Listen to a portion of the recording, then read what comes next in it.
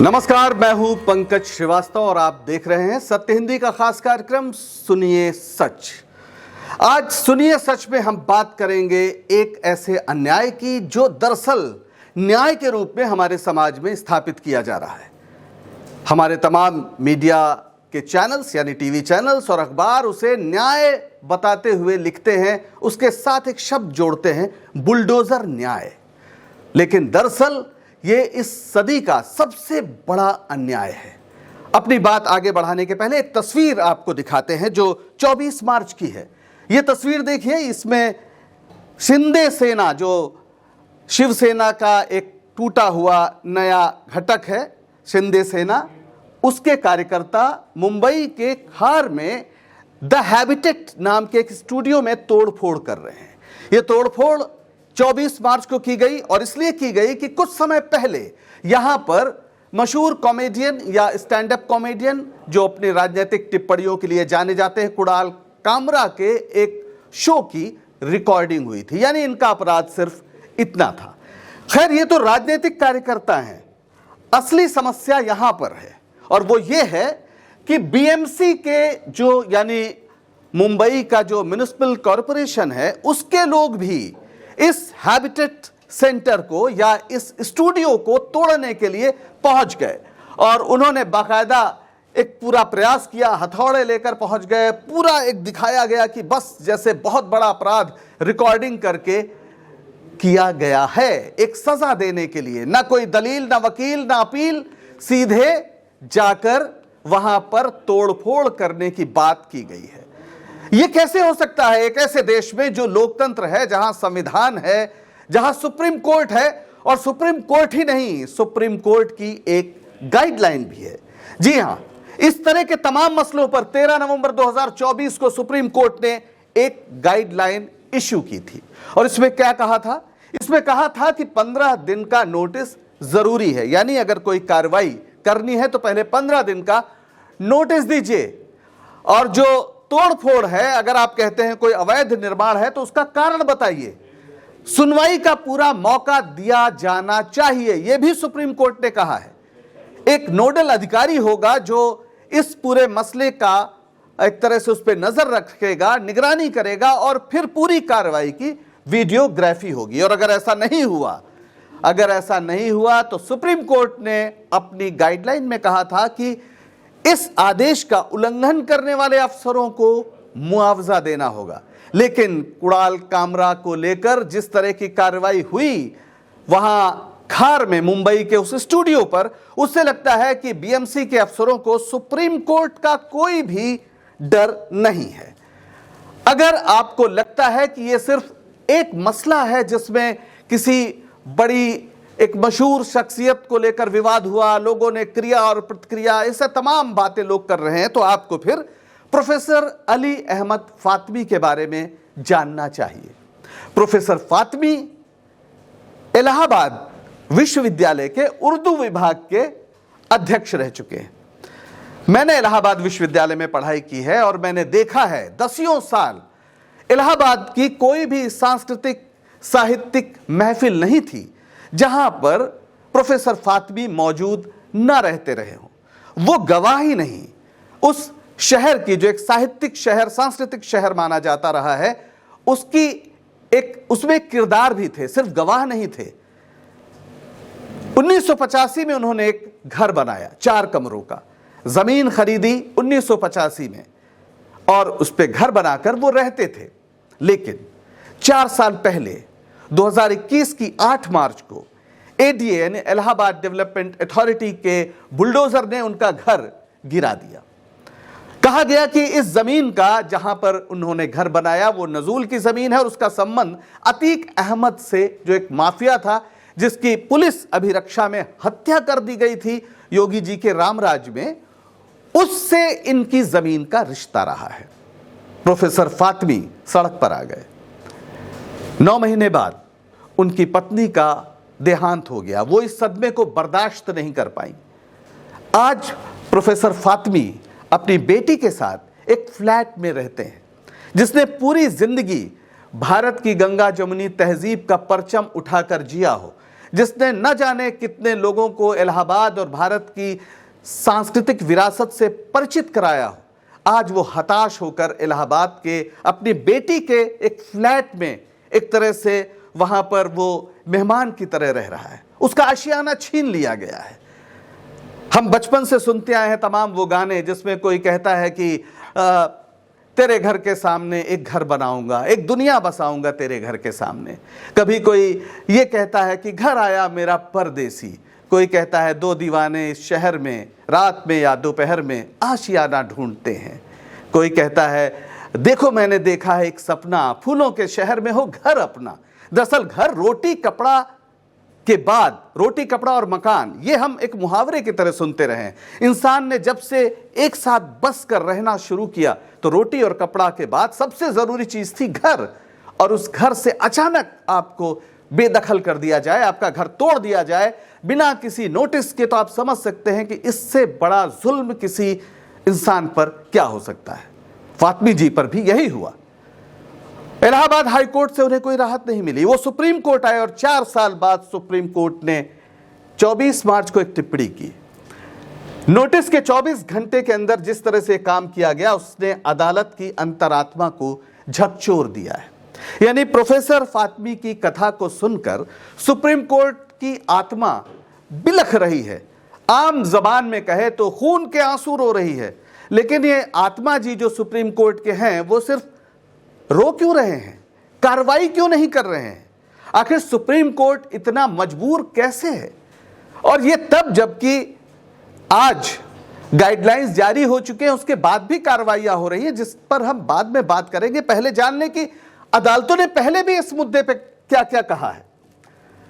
2022 के बाद दरअसल उत्तर प्रदेश के मुख्यमंत्री माननीय योगी आदित्यनाथ जी ने न्याय का यह नया सिलसिला शुरू किया। तुरंत न्याय, जैसे ही किसी पर आरोप लगा उनकी भ्रुकुटी टेढ़ी हुई और एक बुलडोजर गया और उसके घर को तोड़ दिया गया। उस घर में बहुत से ऐसे लोग भी रहते हैं, मां, भाई, बहन, पत्नी, जिनका किसी अपराध से दूर दूर तक नाता नहीं और वो अपराध भी प्रमाणित नहीं। किसी संविधान में, किसी किताब में, कानून की लिखा नहीं कि आरोपी का घर तोड़ा जाएगा। लेकिन योगी आदित्यनाथ जी ने तुरंत फुरत ये फैसले करने शुरू किए, बुलडोजर को सक्रिय किया, जिसकी देखा देखी दूसरे राज्यों में भी ऐसा होना शुरू हुआ और एक शब्द चल पड़ा, बुलडोजर न्याय। कुछ लोग उसको लेकर ताली भी बहुत बजाते हैं। मीडिया को जैसी आलोचना करनी चाहिए उसने नहीं किया और उसकी वजह से काफी त्राही त्राही मच गई। और यही वजह है कि एमनेस्टी इंटरनेशनल की एक रिपोर्ट आई जिसमें उसने कहा कि अप्रैल जून 2022 में उत्तर प्रदेश, मध्य प्रदेश, गुजरात, असम और दिल्ली में सैकड़ों घर तोड़े गए, ज्यादातर बिना कोर्ट के आदेश के। 2022 में प्रयागराज में एक प्रदर्शनकारी का घर तोड़ दिया गया और इसे बुलडोजर मॉडल कहा गया। मध्य प्रदेश में खरगोन दंगे के बाद 16 घर और 29 दुकानें ढहाई गई। एक अनुमान है कि अब तक 1.5 से ज्यादा घर, दुकान और तमाम प्रतिष्ठान तोड़े जा चुके हैं। और अदालतों ने भी लगातार इसको लेकर टिप्पणियां की हैं। अदालतों ने काफी पहले से इस पर कहा कि यह गलत है। हालांकि सरकारों पर कोई असर नहीं पड़ा, ना योगी आदित्यनाथ की सरकार पर असर पड़ा, न हेमंत बिस्वा शर्मा की और ना मध्य प्रदेश की बीजेपी सरकार। जहां जिसको मौका लग रहा है बुलडोजर न्याय करने निकल पड़ता है। यह बात भूल जाता है कि बुलडोजर के नीचे किसी का घर बाद में आता है, भारत का संविधान और भारत की दंड संहिता पहले आती है। 20 अप्रैल 2022 को अदालतों की टिप्पणी देखिए। सुप्रीम कोर्ट की ओर से कहा गया, क्या हुआ? दिल्ली के जहांगीरपुरी में सांप्रदायिक हिंसा हुई और डीएमसी, दिल्ली म्युनिसिपल कॉरपोरेशन जो है, उसने बुलडोजर कार्रवाई शुरू की, लेकिन सुप्रीम कोर्ट ने रोक लगा दी। जमीयत उलेमाए हिंद की याचिका पर सुनवाई करते हुए तत्कालीन मुख्य न्यायाधीश एनवी रमना की पीठ ने कहा कि ऐसी कार्रवाइयों के लिए कानूनी प्रक्रिया जरूरी है। कोर्ट ने अगले 2 हफ्तों तक यथास्थिति बनाए रखने का आदेश दिया, लेकिन शुरुआत में कुछ देरी हुई जिसके कारण कुछ तोड़फोड़ हो गई थी। फिर 2 सितंबर 2024 की एक टिप्पणी है, जस्टिस BR गवई और जस्टिस KV विश्वनाथ की टिप्पणी। उन्होंने बुलडोजर कार्रवाई पर सवाल उठाए और कहा, क्या किसी का घर सिर्फ इसलिए तोड़ा जा सकता है क्योंकि वो किसी अपराध का आरोपी है। यह संविधान के खिलाफ है। इस सुनवाई में कोर्ट ने देश भर में एक समान दिशा निर्देश बनाने की जरूरत पर जोर दिया, जो बाद में नवंबर में बना, जैसा मैंने अभी आपको बताया। सुप्रीम कोर्ट ने 14 सितंबर 2024 को एक अंतरिम आदेश जारी किया, जिसमें देश भर में बुलडोजर कार्रवाई पर रोक लगा दी गई, सिवाय उन मामलों के जहां अतिक्रमण सार्वजनिक स्थानों जैसे सड़क, रेलवे लाइन, जलाशय वहां पर हो। कोर्ट ने कहा कि ऐसी कार्रवाइयों के लिए उसकी अनुमति जरूरी होगी। यह आदेश कई याचिकाओं पर सुनवाई के बाद आया। 6 नवंबर 2024 को तत्कालीन मुख्य न्यायाधीश डीवी चंद्रचूड़ की पीठ ने उत्तर प्रदेश के महाराजगंज में 2019 में एक घर के अवैध विध्वंस के मामले में फैसला सुनाया। कोर्ट ने इसे कानून के शासन के खिलाफ बताया और कहा कि बुलडोजर से न्याय सभ्य समाज में अज्ञात है, यानी सभ्य समाज इसकी इजाजत नहीं देता। इस मामले में राज्य सरकार को पीड़ित को 25 लाख रुपए मुआवजा देने का आदेश दिया गया, यानी सरकार 25 लाख मुआवजा देगी, जाहिर है उत्तर प्रदेश के लोगों के टैक्स के पैसे से। इससे पहले इलाहाबाद हाईकोर्ट ने भी एक टिप्पणी की थी। सितंबर 2024 में आजमगढ़ में सुनील कुमार के घर को बिना सुनवाई के तोड़े जाने पर कोर्ट ने योगी सरकार को फटकार लगाई। जस्टिस प्रकाश पडिया ने पूछा, ऐसी कौन सी परिस्थिति थी कि कानून का पालन नहीं हुआ? कोर्ट ने इसे प्राकृतिक न्याय का उल्लंघन बताया।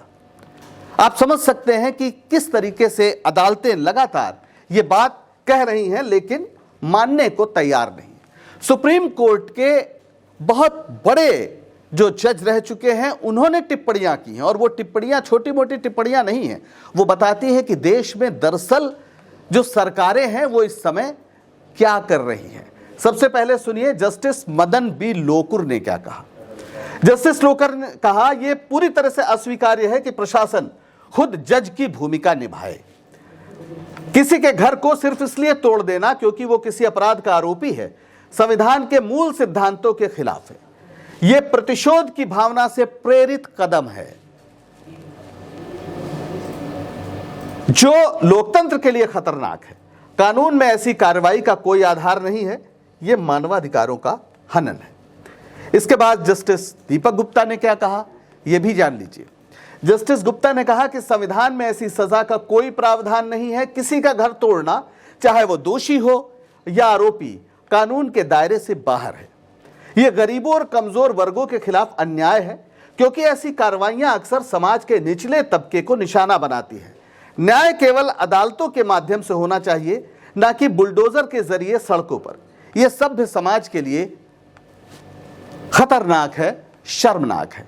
अब ऐसा तो नहीं कि जो बातें जस्टिस लोकुर ने या जस्टिस गुप्ता ने कहा है वो हमारे राजनीतिज्ञों को या जो लोग सरकार चला रहे हैं उन्हें पता नहीं। उन्हें पता है, फिर भी उन्हें यह साबित करना है कि वो लोकतंत्र में चुने हुए शासक नहीं हैं, वो दरअसल कोई राजा हैं। ऐसे लोग हैं जिनकी जो इच्छा है वही कानून है, जैसा कि राजशाही में होता रहा है। जाहिर है ये एक गंभीर मसला है, लेकिन सुप्रीम कोर्ट की गाइडलाइंस का उल्लंघन भी है जो लगातार हो रहा है। मसलन 21 मार्च 2025 को हाईकोर्ट ने गाजियाबाद में एक ध्वस्तीकरण का आदेश रद्द किया। गाजियाबाद हाईकोर्ट यानी इलाहाबाद 21 मार्च यानी नवंबर में अगर गाइडलाइंस आ गई, फिर भी मार्च 25 में बाकायदा ध्वस्तीकरण किया जा रहा था। इसके अलावा राजस्थान में ग्वालियर में फरवरी 2025 में रेप केस के एक मामले में घरों पर बुलडोजर चलाने की तैयारी थी, जिसे हाईकोर्ट ने रोका। अभी नागपुर में हिंसा हुई, दंगा हुआ। 17 मार्च 2025 को सरकारी बुलडोजर ने कम से कम 2 आरोपियों के घरों को तोड़ दिया। यह कार्रवाई एनएमसी यानी नागपुर जो म्युनिसिपल कॉरपोरेशन है उसके द्वारा की गई। और 22 मार्च को मुख्यमंत्री देवेंद्र फडणवीस ने साफ कहा कि जहां जरूरत होगी बुलडोजर चलेंगे। अब आप ये बताइए कि सुप्रीम कोर्ट की गाइडलाइन है, फिर भी एक मुख्यमंत्री कहता है कि अगर जरूरत पड़ेगी तो बुलडोजर चलेंगे। और इसीलिए मुंबई में कुणाल कामरा की जहां पर रिकॉर्डिंग हुई थी, उस स्टूडियो पर भी बुलडोजर चलाने की तैयारी की जा रही थी। और इसका दुनिया भर में प्रचार भी किया गया। आपको जानकर आश्चर्य होगा, एक तस्वीर देखिए, यह तस्वीर बड़ी दिलचस्प है। ये तस्वीर है 5 अगस्त 2022 की, न्यू जर्सी के एडिसन टाउनशिप की। यहां पर एक तिरंगा रैली आयोजित की गई थी।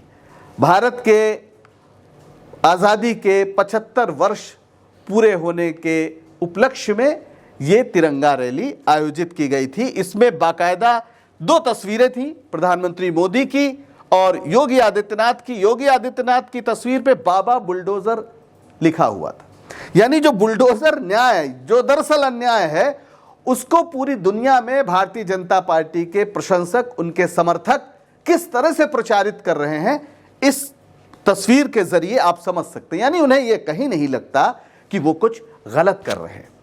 लेकिन क्या दुनिया भी इसी तरह से देख रही है? इस पर संयुक्त राष्ट्र हो या अमेरिका हो या इंग्लैंड हो, हर जगह टिप्पणियां हो रही है। संयुक्त राष्ट्र ने 9 जून 2022 में को अल्पसंख्यक मुद्दे और धार्मिक स्वतंत्रता के विशेष दूतों ने मध्य प्रदेश के खरगोन में मुस्लिम घरों की तोड़फोड़ पर गंभीर चिंता जताते हुए इसे मुस्लिम समुदाय के खिलाफ सामूहिक सजा और प्रतिशोधात्मक कार्रवाई बताया। उधर मार्च 2024 में यूएन के विशेषज्ञों ने लोकसभा चुनाव से पहले मुसलमानों के खिलाफ हिंसा और नफरत से जुड़े अपराधों की बढ़ोतरी पर चिंता जताई। अब संयुक्त राज्य अमेरिका का हाल देखिए, जो अमेरिका बहुत ज्यादा इस समय कहा जाता है कि मोदी जी और ट्रंप जी जो राष्ट्रपति हैं, उनसे बहुत याराना है। संयुक्त राज्य अमेरिका की संसद द्वारा गठित धार्मिक स्वतंत्रता आयोग 2020 से लगातार अल्पसंख्यकों के उत्पीड़न को लेकर भारत को विशेष चिंता वाले देशों की सूची में डालने की सिफारिश कर रहा है। सीपीसी, विशेष चिंता वाले देश। आयोग ने मुसलमानों, ईसाइयों पर बढ़ते हमले और बुलडोजर कार्रवाइयों को रिपोर्ट का आधार बनाया है। यानी जो बुलडोजर न्याय हो रहा है, अन्याय हो रहा है, उसकी चर्चा वहां पर की गई है। अक्टूबर 2024 में जारी रिपोर्ट में भी लिंचिंग, पूजा स्थलों में हुई तोड़फोड़, सरकार के मंत्रियों की हेट स्पीच और बड़े पैमाने पर अल्पसंख्यकों के खिलाफ जारी दुष्प्रचार को मुद्दा बनाया गया है। अमेरिकी सरकार ने बहरहाल आयोग की सिफारिशें नहीं मानी और भारत सरकार ने भी कह दिया कि यह सब गलत है, खारिज कर दिया। और अभी जो 2024 की रिपोर्ट आई है, उसमें भी यही सब बातें कही गई हैं। और सबसे नई और महत्वपूर्ण बात तो यह है कि इस बार आयोग ने, जो धार्मिक स्वतंत्रता आयोग है, उसने कहा है कि भारत की जो खुफिया एजेंसी है रॉ, उसको भी बैन कर देना चाहिए। ये बेहद महत्वपूर्ण एक तरह से जानकारी हम सबको होनी चाहिए कि किस तरीके से हम विश्वगुरु खुद को कहते हैं, लेकिन दुनिया किस तरीके से देख रही है। 5 साल से लगातार अमेरिका का जो आयोग है धार्मिक अल्पसंख्यकों की स्वतंत्रता को लेकर जो बना है, जो अमेरिका की संसद से बना है, वो कह रहा है कि भारत में अल्पसंख्यकों पर उत्पीड़न हो रहा है, इसे विशेष चिंता वाले देशों में आप डालिए अपनी सरकार से। हालांकि सरकार इस सिफारिश को मान ले, ये बहुत मुश्किल है। ओआईसी, हाँ, एक और महत्वपूर्ण संगठन है इस्लामिक देशों का, उसका भी ये कहना है, माफ करिएगा, पहले ये देखिए, ओआईसी 26 जून 2024 को इस्लामिक सहयोग संगठन ने कहा कि भारत में मुस्लिम समुदाय का व्यवस्थित उत्पीड़न हो रहा है। 57 देशों के संगठन ने सीएए और बुलडोजर कार्रवाइयों की कड़ी निंदा की है। और यूनाइटेड किंगडम, 20 जुलाई 2022 को यूके के सांसदों ने भारत में धार्मिक अल्पसंख्यकों, खासकर मुसलमानों और ईसाइयों पर बढ़ते हमलों की चर्चा की है और इसे मानवाधिकारों का उल्लंघन बताया है। पूरी दुनिया में यह चर्चा हो रही कि भारत में अल्पसंख्यकों के खिलाफ उत्पीड़न तेज हुआ है, खासतौर पर भारतीय जनता पार्टी के दौर में, इसकी सरकार के दौर में, मोदी सरकार में। योगी आदित्यनाथ बुलडोजर बाबा के रूप में पूरी दुनिया में पहचाने जा रहे हैं और ऐसा लग रहा है जैसे हम किसी ऐसे कबायली दौर में पहुंच गए हैं जब किसी संविधान, किसी कानून, किसी नियम कायदे की जरूरत नहीं है। बस अगर किसी को आपका घर बुरा लगा तो उस घर को तोड़ दिया जाना चाहिए और किसी सजा की बात बाद में होगी। और सबसे दुर्भाग्य की बात है किस पर एक बड़ी चुप्पी हमें नजर आ रही है, और वो चुप्पी सबसे ज्यादा खतरनाक है, क्योंकि चुप्पी एक ऐसी चीज है, अगर आप सही चीजों पर चुप हैं, यानी जो गलत चीजें होती हैं उसके खिलाफ नहीं बोलते हैं, तो चुप्पी एक दिन आपके खिलाफ खड़ी हो जाती है और बहुत तेज तेज सुनाई पड़ती है। एक मार्टिन निमोलर नाम के कवि हुए हैं, ये जर्मनी के एक पादरी थे। वैसे तो एक ज़माने में जब ऐसा ही माहौल था जर्मनी में हिटलर के समय यहूदियों के खिलाफ, तो वो शुरू में हिटलर से बड़े प्रभावित थे, लेकिन जब उन्होंने देखा कि यहूदियों पर किस तरीके से अत्याचार हो रहा है, तो उन्होंने घूम घूम कर भाषण दिया और कहा कि ये मानवता के खिलाफ है। ज़रूरी नहीं कि अत्याचार आप पर हो, लेकिन किसी पर भी अत्याचार होता है तो वो अत्याचार को बढ़ावा देता है और एक दिन आप पर भी आ सकता है। उनका एक भाषण बाद में कविता के रूप में मशहूर हो गया। सबसे आखिर में मैं आपको वही कविता सुनाता हूं। ये मार्टिन निमोलर साहब कहते हैं कि अंग्रेजी में है, यहां पर मैं आपको हिंदी में सुनाता हूं कि सबसे पहले वे यहूदियों के लिए आए और मैं कुछ नहीं बोला क्योंकि मैं यहूदी नहीं था। फिर वो समाजवादियों के लिए आए और मैं कुछ नहीं बोला क्योंकि मैं समाजवादी नहीं था। फिर वो ट्रेड यूनियन करने वालों के लिए आए, मैं फिर भी कुछ नहीं बोला क्योंकि मैं ट्रेड यूनियन वाला नहीं था। फिर वो मेरे लिए आए, तब तक बोलने वाला कोई नहीं बचा था।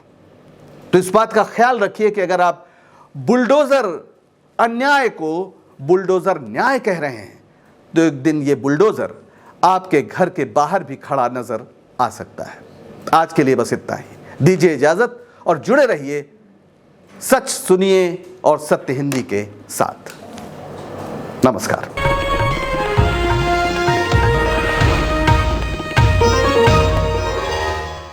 Copyright disclaimer under Section 107 of the Copyright Act 1976. Allowance is made for fair use for purposes such as criticism, comment, news reporting, scholarship, and research. Fair use is a use permitted by copyright statute that might otherwise be infringing.